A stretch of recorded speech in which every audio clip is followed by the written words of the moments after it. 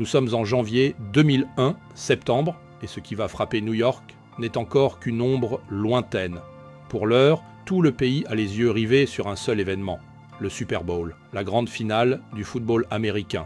Déjà à l'époque, l'un des spectacles sportifs les plus attendus au monde. Cette année-là, ce sont les Baltimore Ravens qui affrontent les New York Giants. Et la mi-temps s'annonce historique. Aerosmith, NSYNC, Britney Spears, Mary J. Blige, Nelly et les Backstreet Boys partageront la même scène. L'Amérique entière vibre d'impatience. Parmi les millions de téléspectateurs, il y a Jill Hutto, 18 ans. Elle devait regarder le match avec sa sœur et ses parents. Au programme, des tacos, des rires et un soutien sans faille aux Ravens. Mais Jill n'arrive jamais. Sa famille pense d'abord qu'elle les a simplement oubliés. Ce qu'ils ignorent, c'est qu'à l'instant même où ils s'installent devant l'écran, Jill est déjà morte depuis plusieurs heures et son assassin à ce jour n'a jamais été retrouvé. Jill n'a que 18 ans, mais elle vit presque seule depuis quelques mois. Elle aime sa mère et sa sœur, mais tient avant tout à son autonomie. Têtue et déterminée, elle quitte l'école après la 9e année. Non par désintérêt, mais parce qu'elle préfère apprendre à sa façon. Et elle y parvient. Elle obtient son diplôme par correspondance. Alors, quand elle décide de s'installer seule à 18 ans, personne n'est vraiment surpris. Elle emménage dans un petit studio à Syracuse, dans l'État de New York, à peine 20 minutes de chez sa mère. Elle paie son loyer elle-même, même si cela exige des efforts constants. Elle travaille dans une boutique de vêtements au Shopping Town Mall, tout près de chez elle. C'est juste assez pour vivre, mais elle rêve de plus.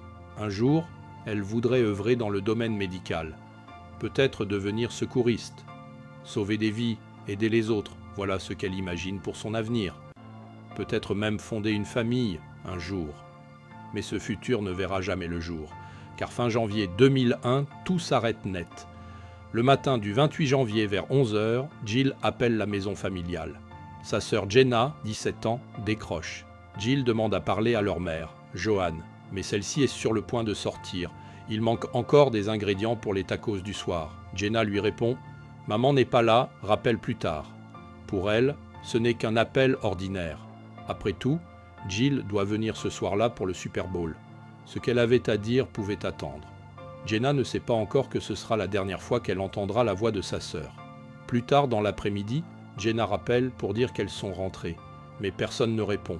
Elle laisse même quelques messages un peu agacés sur le répondeur, persuadée que Jill les a laissés tomber. Mais Jill n'entendra jamais ces mots. C'était 2001. Peu de monde possédait un portable, encore moins un ordinateur. Jill n'avait qu'un téléphone fixe. Alors, quand elle ne répondait pas, il n'y avait pas d'autre choix que d'attendre.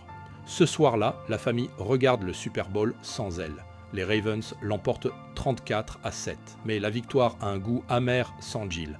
Sa mère commence à s'inquiéter, vraiment. Le lendemain matin, Joanne appelle le magasin où travaille sa fille.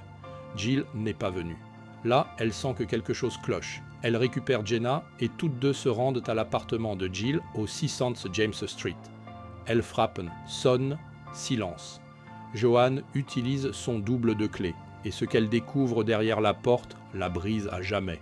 Sur le sol du petit studio, le corps ensanglanté de Jill, poignardé à plusieurs reprises, poitrine, cou, dos. Certains rapports parlent même d'une gorge tranchée. L'arme du crime ? Un couteau de sa propre cuisine. Tout porte à croire qu'elle connaissait son agresseur. Aucune trace d'effraction. Elle a dû ouvrir la porte elle-même. Un meurtre intime, brutal, commis par quelqu'un en qui elle avait confiance. Malgré des années d'enquête, aucune arrestation. Plusieurs suspects ont été interrogés, mais rien n'a abouti. Sa mère, dévastée, n'a jamais baissé les bras. Elle organisait des veillées, relançait les médias, appelait la police presque quotidiennement. Mais les preuves manquaient toujours. Des émissions comme Unsolved Mysteries et America's Most Wanted ont repris l'affaire, sans jamais débloquer la situation. Joanne est décédée sans avoir connu la vérité. Sa fille Jenna, elle, continue d'espérer qu'un jour quelqu'un parle. Car selon les enquêteurs, de l'ADN a bien été retrouvé sur les lieux. Pourtant, plus de 20 ans plus tard, le meurtre de Jill Hutto demeure une énigme. Un cold case oublié et une famille marquée à vie. Et vous, qu'en pensez-vous ?